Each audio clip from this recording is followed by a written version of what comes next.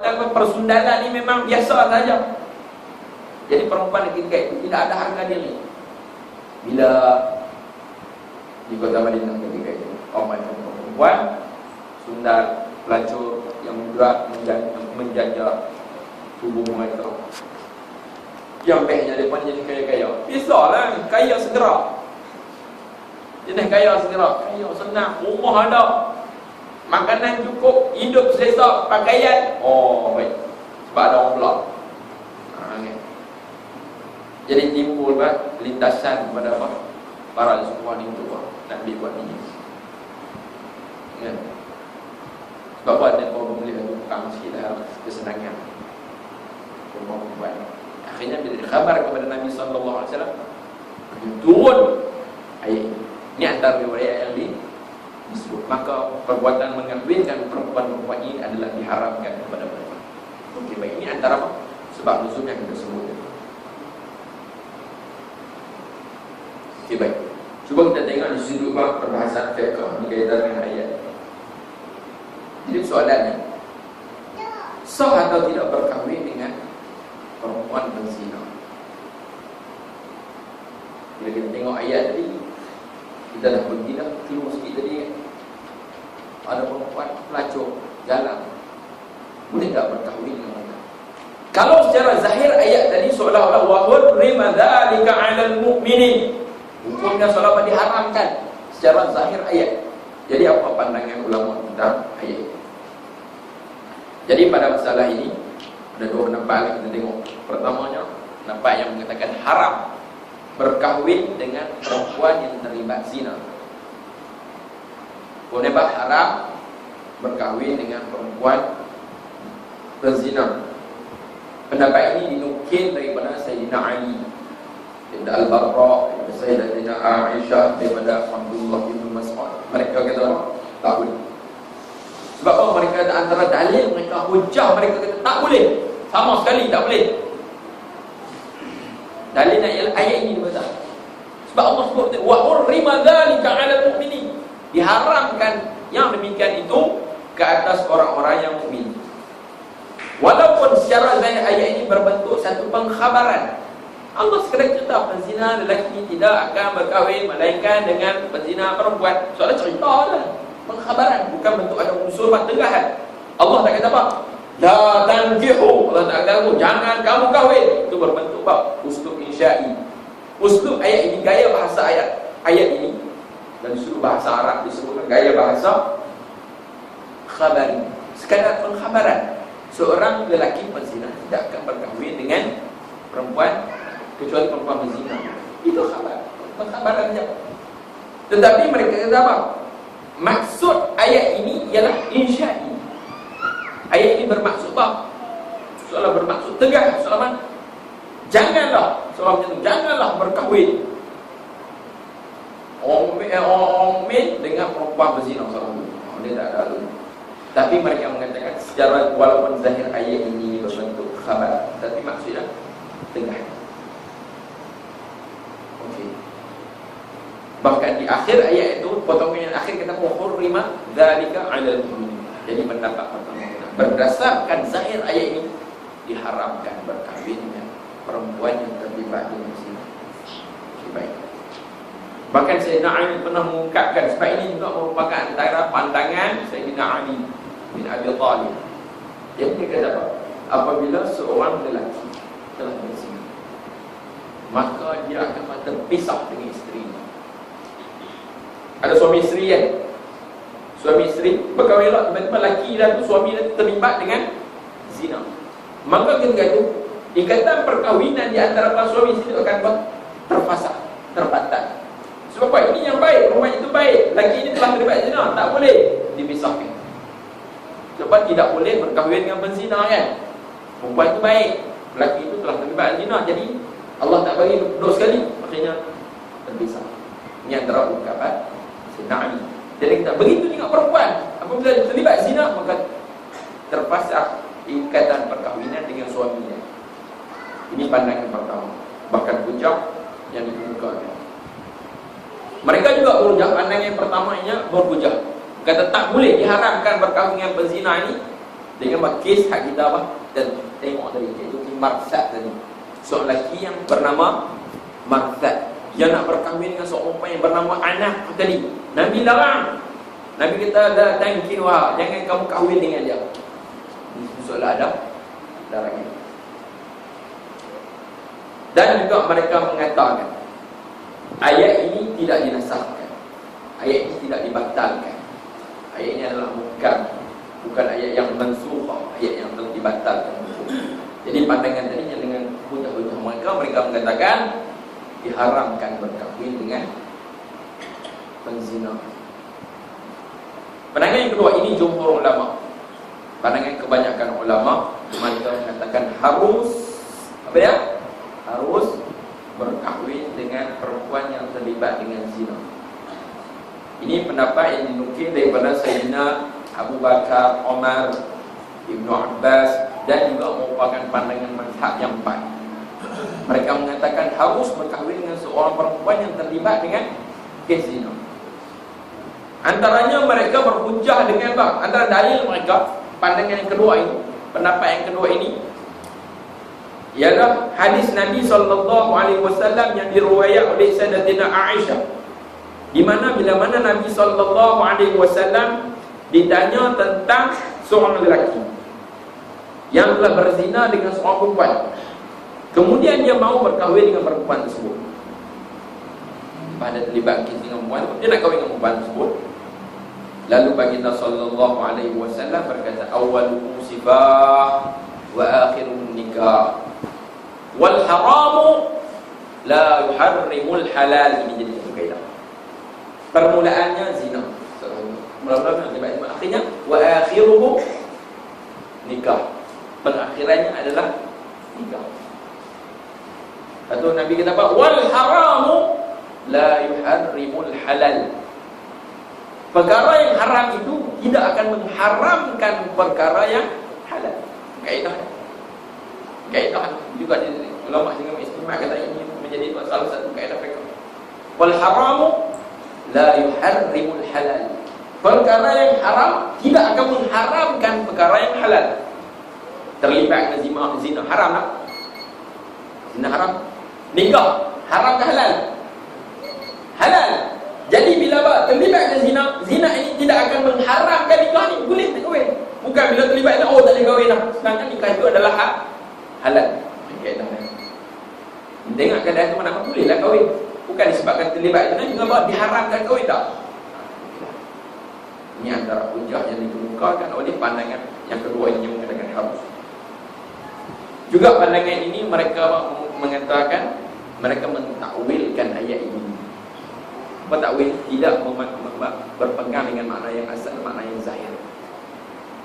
Bahkan mereka mengatakan seperti mana yang dikemukakan oleh Al-Imam Al-Qurtubi, iaitu antaranya ayat ini bukan bermaksud secara lahir, tetapi ayat ini bermaksud kelaziman.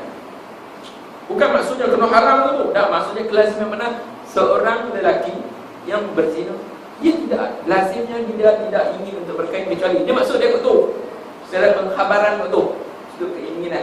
Bukan maksud ayat ini untuk mengharamkan nikah dengan penzina ni, tapi sekadar cerita apa? Naluri kelaziman seseorang jaga. Baik. Jadi mereka apa? Mentakwilkan ayat ini, ayat bahawa zani la yankihu illa zaniyatan aw musyrikah.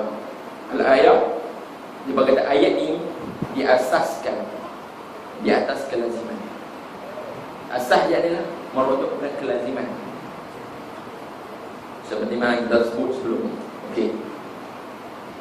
Juga mereka berhujah mengatakan ayat ini mazhab yang mengatakan boleh berkahwin dengan penzina. Antara hujah mereka mengatakan ayat ini telah dibatal hukumnya. Dulu memang jatuh di awal-awal Islam tak boleh berkahwin dengan penzina. Bila seorang perempuan zina, kita nak kahwin dan tak boleh, dia orang Islam macam tu. Tapi kemudian ayat ini telah dibatalkan hukumnya. Ayat yang masih ada tapi tak digunakan hukum dia. Sebab ada ayat yang lain, ayat yang telah menasahkan. Mungkin kalau kita baca Al-Quran ni, dia ada unsur nasir, mansukh, pembatal dan dibatalkan. Ada ayat yang dibatalkan hukum dia.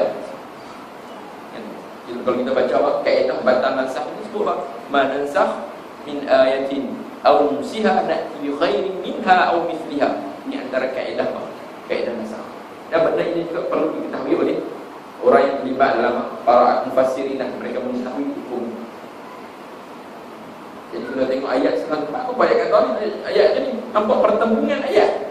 Berlaku pertembungan ayat macam mana? Maka ulama akan tengok adakah ayat ini telah dibatalkan hukumnya. Sebab kita tengok ayat ni seolah apa? Dilarang berkahwin dengan bab penzina. Tapi ayat berikutnya dalam surah Nur juga ayat yang ke-32, Allah wa ankihul ayama minkum, kahwinkan orang yang bujang di kalangan kamu. Ayat ini umum, tak kira sama dia orang bujang, dia terlibat zina kan tak terlibat zina boleh. Jadi taklah apa? Ayat itu lebih umum. Okey, baik. Jadi kesimpulannya yang kita dapat buat dengan disebut oleh para fuqaha Hanafiyah, kalangan mazhab Hanafi, kita apa? Seorang lelaki yang berzina dengan seorang perempuan, dia ataupun lelaki lain boleh berkahwin dengan perempuan tersebut. Tak mudah. Seorang lelaki terlibat zina dengan seorang perempuan, lelaki ni berzina ni ataupun lelaki lain, mereka boleh berkahwin dengan perempuan tu. Kenapa boleh tak kahwin dengan berzina? Boleh. Bukan dia ditegur secara apa? Secara qat'i, secara haram pun. Juga pandangan selain Hanafiyah, selain mazhab Syafi'i, kata bahawa perkahwinan dengan perempuan yang terlibat zina adalah sah, bukannya tak jadi begini. Sekiranya seandainya seorang perempuan telah berzina dengan seorang lelaki, maka hal ini tidak akan merosakkan ikatan perkahwinan dia dengan suaminya. Ini benda ini yang diputuskan. Kalau kita mahkamah kita benar ini yang dulu kan, kita tak pisahkan. Contoh seorang perempuan kahwin ada lelaki bini kan, tiba-tiba dia terlibat dengan zina. Adakah perkahwinan dia dengan lelaki dia terbatal, dengan suami terbatal? Tidak, berdasarkan pandangan mazhab Syafi'i teruskan, tak terpasang. Ataupun seorang lelaki yang mempunyai isteri, kahwin dah, tiba-tiba dia terlibat dengan zina, dia berzina dengan perempuan yang lain, adakah hubungan ikatan perkahwinan dia dengan isterinya terbatal? Tidak, tak terbatal, tak terpasang. Ini pandangan mazhab jumhur. Dengan kaedah al-haramu la yuharrimul halal. Perkara yang haram tidak akan mengharamkan perkara yang halal. Cuma Imam Ahmad bin Hanbal dia agak apa? Dia tengah sikit. Dia kata apa? Imam Ahmad dalam mazhab dia kata apa? Dia agak ambil jalan yang agak perhatian. Dia kata apa? Tidak sah akad nikah seorang lelaki yang suci dengan perempuan pelacur selama mana perempuan itu masih terlibat dengan kerja tu lah. Ini pandangan Imam Ahmad. Seorang lelaki yang baik, suci, elok, mukmin, dia nak berkahwin dengan seorang perempuan yang sundal, yang terlibat dengan apa? Gejala menjual tubuh contohnya. Boleh nak kahwin? Kata Imam Ahmad, kalau akad nikah tu tengok dulu. Kalau perempuan itu telah bertaubat, okey, boleh. Sah kan. Tapi kalau dia masih buat kerja tu, tak jadi. Jadi kuncinya ialah taubat. Jadi nampak apa tengok sikit lah.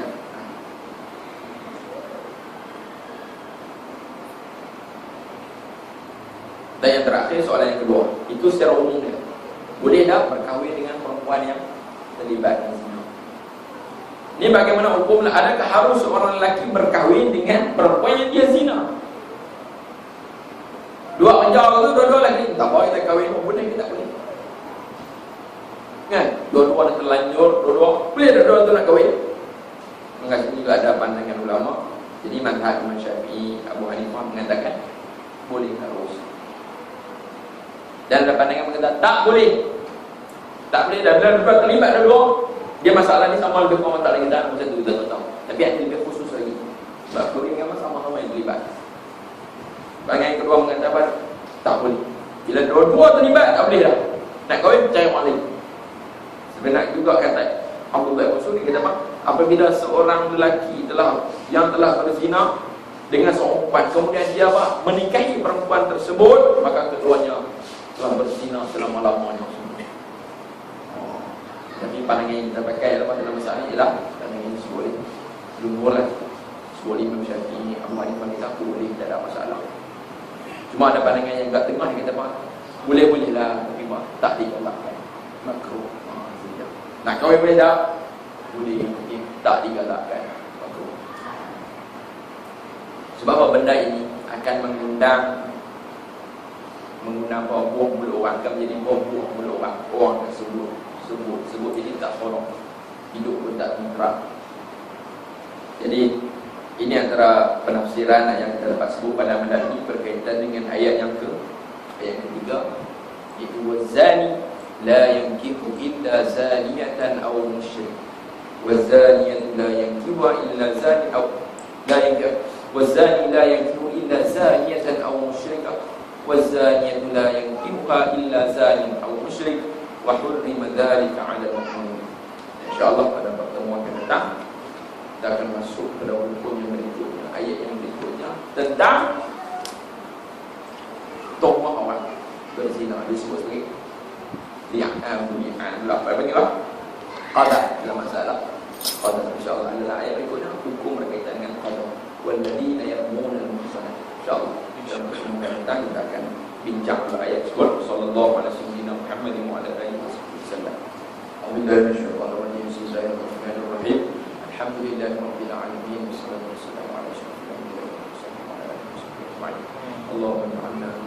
Allahumma inna nas'aluka 'ilman nafi'an wa qalban khashi'an wa 'amalan mutaqabbalan wa rizqan halalan wasi'an wa shifaa'an min kulli daa'. Rabbana atina fid dunya hasanatan wa fil akhirati hasanatan wa qina adzabannar. Sallallahu alaihi wasallam.